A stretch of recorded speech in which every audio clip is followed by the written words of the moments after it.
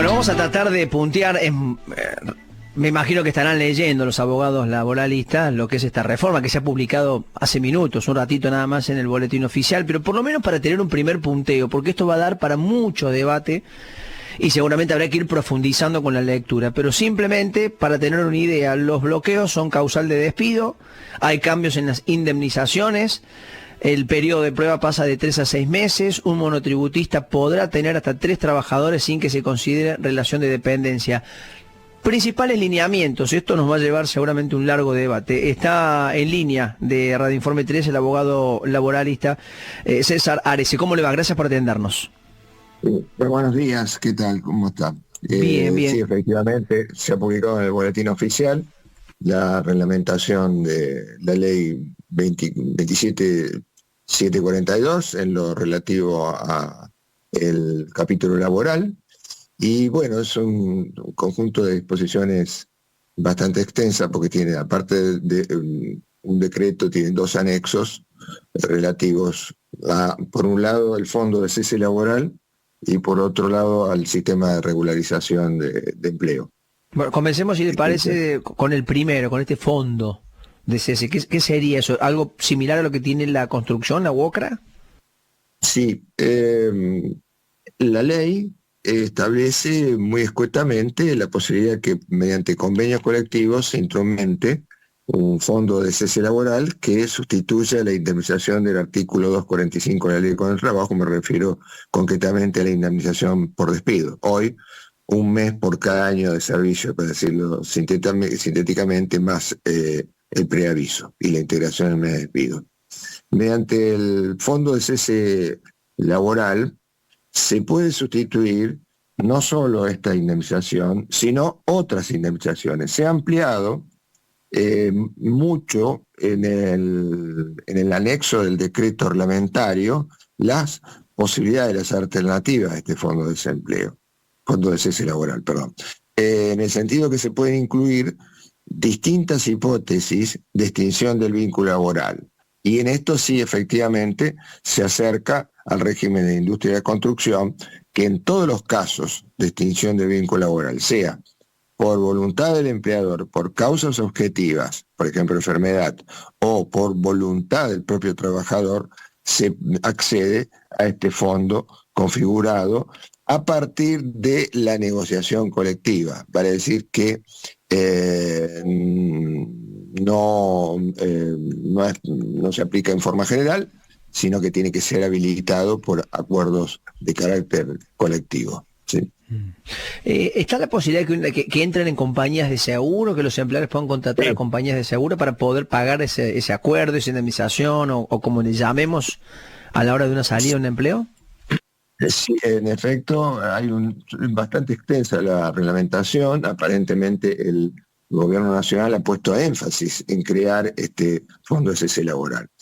Yo que no quiero dejar de apreciar de que un fondo de cese laboral que sustituya las indemnizaciones facilita exponencialmente la movilidad de los trabajadores, es decir, que concretamente el empleador puede disponer de los puestos de trabajo de manera libre, y esto va a ir en desmedro, por supuesto, de la estabilidad de los trabajadores. Los trabajadores pierden estabilidad a partir de este fondo de cese laboral. ¿Por qué? Porque cualquier hipótesis que el empleador entienda que debe utilizar para prescindir, para despedir concretamente, sin explicar la causa, sin explicar la causa, puede hacerlo, y esto naturalmente va en desmedro no solo de la estabilidad, de la previsibilidad para un trabajador de su fuente de trabajo, sino también de otros derechos, porque al ser muy débil la protección en este sentido, se debilita también el conjunto de derechos laborales establecidos en tanto la ley con el trabajo como los convenios colectivos. Este es un efecto que debemos tener en cuenta. Y luego, naturalmente, la instrumentación, reitero, a través de los acuerdos con sindicatos, sí establece sistemas de seguros, de autofinanciamiento, en fin, hay una ingeniería bastante compleja, ¿no? Incluso no hay un solo modelo, hay varios modelos con fideicomisos para financiar el cese laboral. Ahí se crean fideicomisos financieros de cese laboral. Parece que en esto también no se puede obviar de que hay un aparente interés bancario, financiero, en administrar los fondos que se destinan para atender a esta contingencia, la contingencia del cese laboral del trabajador. Doctor Arese, ¿cómo le va? Guillermo López lo saluda. En otro de los puntos de lo publicado hoy en el Boletín Oficial sobre este tema, ¿se habilitan los despidos en caso de bloqueos a las empresas? ¿Es así? ¿Es tan tajante como eso?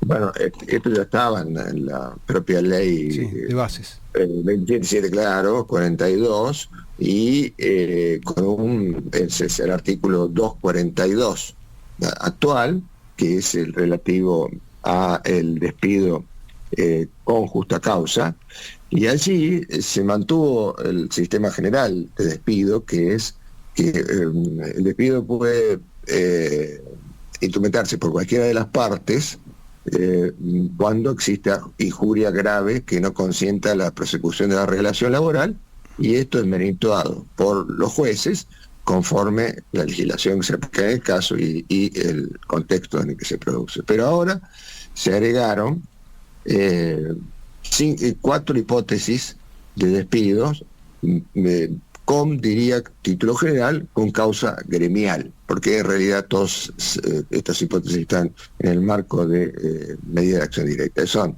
la participación activa en bloqueos y toma de establecimientos, la afectación de la libertad de trabajo de otros trabajadores mediante hechos, actos, intimidaciones o amenazas, la obstrucción de ingreso de mercaderías o personas al establecimiento, y finalmente el daño a las personas o a las cosas, o la retención de las cosas, siempre en el marco de medidas de acción sindical. Yo quiero advertir que para poder instrumentar este causal de despido, con motivo, el empleador debe emplazar a los trabajadores para que cesen de esta medida de acción directa. O sea, es una causa objetiva de extinción del contrato de trabajo, bloquear la empresa, amenazar a trabajadores para que no entren durante una protesta gremial, pero el empleador tiene que darle un plazo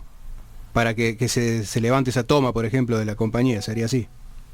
Sí, salvo el caso que exista daño, sino el resto de las hipótesis que acabo de informar, debe haber un emplazamiento previo a la producción de despidos. Naturalmente, esto es una reglamentación muy grave, el derecho humano a la acción sindical, libertad sindical y a la huelga, como lo tienen considerados los organismos del Sistema Interamericano de Derechos Humanos, una restricción importante, y estimo que sintéticamente tienden a producir temor, a producir miedo, a advertir a los trabajadores que no hagan medida de acción directa, porque pongo un ejemplo, por el 242 de la Ley de Contrato de Trabajo, el acto de afectar la libertad de trabajo de otro trabajador que no adherido a la medida de fuerza puede consistir en una exhortación, un acto, un par de gritos, un repartija de panfletos destinado a garantizar